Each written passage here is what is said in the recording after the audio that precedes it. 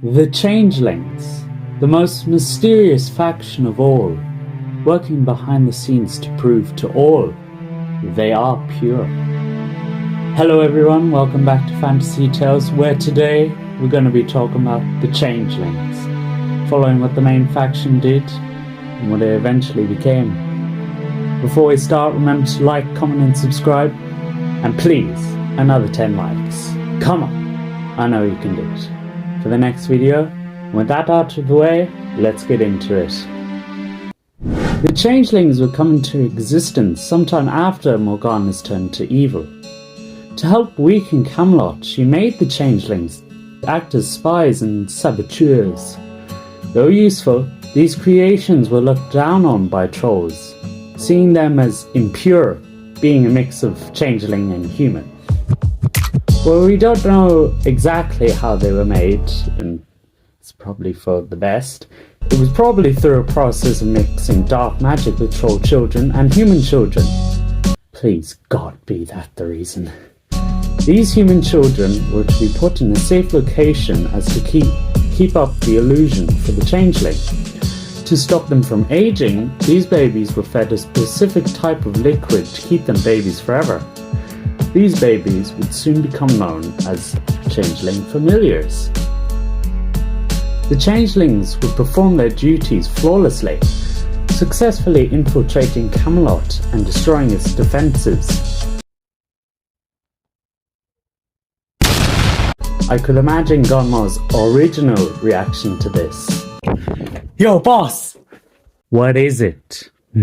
Someone destroyed Camelot! What? Who?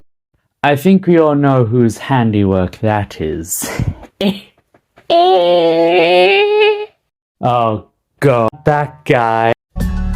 Soon, the Battle of Killer Head would occur and Gonma was sent to the Darklands. In order for Gonma to escape, he helped in building the Janus Order. The Janus Order would slowly build up their ranks thanks to the many goblins under their service, and would infiltrate every position in human society.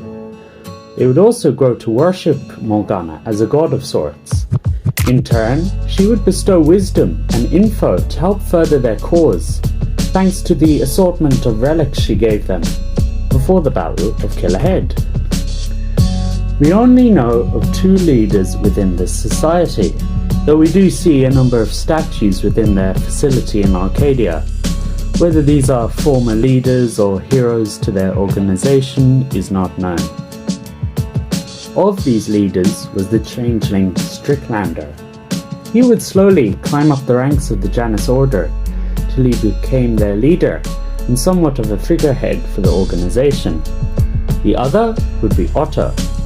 Otto would be very unique amongst his brethren, as he was made a changeling polymorph, meaning he can transform into anyone he wants. These two would become leader and grand commandant respectively. Strickler and another agent, Numura, would place themselves within the high school and museum in Arcadia to better help Bula recover and build Killer Head. I don't know why Strickler is there, he's just there because. Anyway, Strickler, under the guise of a human teacher, tries to help a student in his class. That student is Jim, and on one of Jim's visits, he sees the Amulet of Daylight in his bag. Understandably confused, he learns from Bula of Kanjigar's death and realizes what he must do. Strickler, though, does not have the heart to kill Jim or hurt his mother, who he has feelings for. So he makes up excuses to Bula to not kill Jim, as that will bring too much attention to their plans. For the next few weeks, Strickler contends with Bula on what needs to be done to get rid of Jim. Soon, Otto would arrive with the final piece of Killer Head, the Eye Stone, allowing them to communicate with Gonma. Are we quite ready? Then let's party. The Eye Stone, the last piece, it is complete.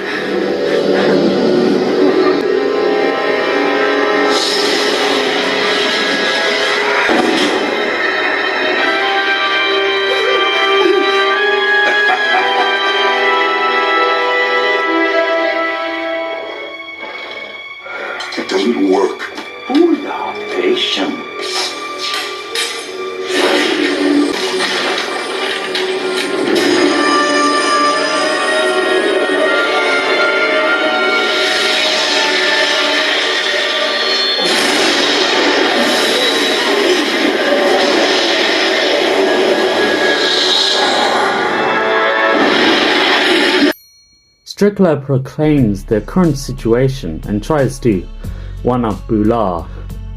Gunma would agree with Strickler's assessment of the situation when dealing with Jim, but puts Bula in firm command till his return. Bula then forces Strickler to kill Jim after he reveals his identity to him. I can't reach the armor! It's too heavy, Tom! Pathetic that you meet your end in a sewer, young Atlas. Atlas too carried the weight of the world on his shoulders. Watch yourself, young Atlas. Take care of your back, young Atlas. Reluctantly he agrees and tries to kill him. Failing, he did recover the Amulet of Daylight. Finally, the time for Gunma's return was at hand, and Bula placed the amulet onto Killerhead Bridge.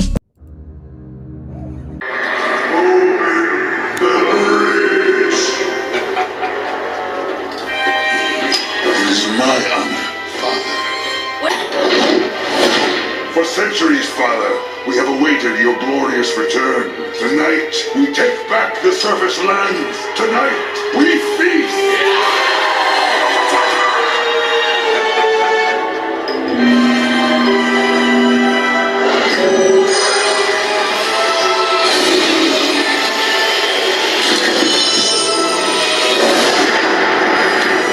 Finally, after centuries of being in the Darklands. But as they discovered, the portal could not be opened by them. Only Jim could open the portal. Numura would be dispatched to collect Numura and Jim, and failed. Thankfully for Numura, Blinky, Jim's trainer, tried to sneak into their base and was captured. Strickler would tell Jim if he ever wanted to see Blinky again, he was to come to the museum and open the portal. Jim wasn't stupid and brought his own team to fight and stop Bula from freeing his father. Strickler got Jim alone and got him to open the portal.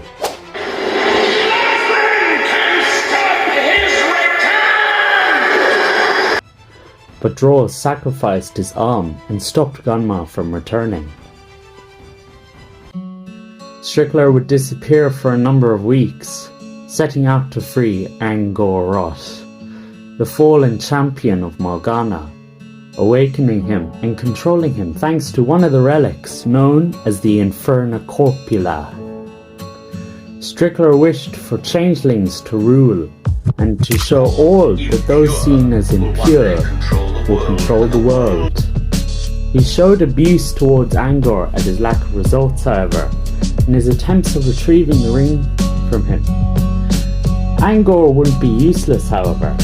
Thanks to him, Angor helped bind Jim's mother to him, so Jim couldn't move against him. Under mysterious circumstances to him, he lost the ring, and Angor searched him out for all the pain he had brought him. He attempted to contact the Janus Order, but Otto refused him. While he has been preparing for Gonma's return, Strickler only sought his own glory. Strickler would finally reach out to Jim for safety, as if Angor killed him, his mother would die. So him, Jim, and Droll would set a trap for Angor, but they would run into a problem. Jim's mother arrived on the scene, and they had some explaining to do. Angor would not wait, however. Jim and Strickler were forced to attack Angor, and many of the traps did hinder him, but their crescendo was their final trap, which finally trapped him, and they almost killed him, but Jim's mom had to mess everything up, and Strickler was wounded, wounding Jim's mother in the process. The only place to heal them both was in Troll Market, so he travelled there, and at first was met with hostility until Vendel stepped in and quickly escorted Strickler and Barbara, Jim's mother, to his study. It was soon recognized the wound was of Gum Gum magic, and the cure lay in Strickler's Book of Evil Spells. The cure was found, but it would remove Barbara's memory of these events. It was a success, and they both pulled through. Jim, though, grateful, wanted Strickler out of Troll Market before the battle started, but not before showing him how to use Angor's eye to resist his magics, and relinquished Gunmar's eye. Strickler would again disappear for the whole of Season 2 of Trollhunters, but we'd see the return of Numura and Otto. Otto continued to work towards the freeing of Gunmar by retrieving Vendel's staff, while Numura, after the Battle of the Museum, was flung into the Darklands. There she endured torture for failing Gunmar. When Jim came to the Darklands, he met with Numura and developed a friendship with him, and he rekindled hope for her freedom. Gunmar discovered this through his guards and forced both of them to kill one another. It was an intense battle, but Numura won out in the end. But just as Gunmar proclaimed her victory, Jim's friends arrived and helped her escape and skip town in Arcadia. Otto would set out to find Gunmar and brought him to their base in Arcadia. He tried to appeal to Gunmar by offering Vendel's staff and bringing him up to speed on the present events. He would also tell Gunmar their plan to hand Troll Market to him through the spy they had planted there. Yet none of this helped Otto. He was still a filthy impure, and so his mind was controlled into killing his brethren in the guise of Gunmar. Strickler and Numura would return to train Jim in fighting Gunmar, and would support his mission to end him, but a surprising development occurred. Claire had started acting weird after the spell she cast at the end of Season 2. This would turn out to be because of Mother Yaga, the pale lady, I've slain scores of Merlin's fools. Morgana. Morgana had implanted a piece of her soul into Claire and worked through her in helping Gunmar and killing Jim. Thanks to Strickler, he identified Claire's soul and was trapped that it was trapped in the Shadow Realm, Morgana's domain, and Jim and Toby travelled to free her, while Strickler held the portal open. Morgana then attempted to sway Strickler to his side by promising whatever he wanted if he just All you have to do is let go. Strickler and Numura would then be attacked by Gum troops in order to free Morgana. Strickler would be captured and was convinced to free Morgana if Barbara was free, or set free. Morgana successfully was freed and began the Eternal Night. Strickler and Numura would be instrumental in the Battle of Arcadia. When Gunmar was killed, Morgana banished to the Shadow Realm. In the end, Strickler would remain with Barbara to look after all the familiars retrieved from the Darklands. Don't worry about it. Numura would go with the surviving trolls to a new beginning. That's it for the Law of the Changelings, for now anyway. I'm yet to cover the movie, so I won't spoil it. But till then, may the glory of Merlin be with you always.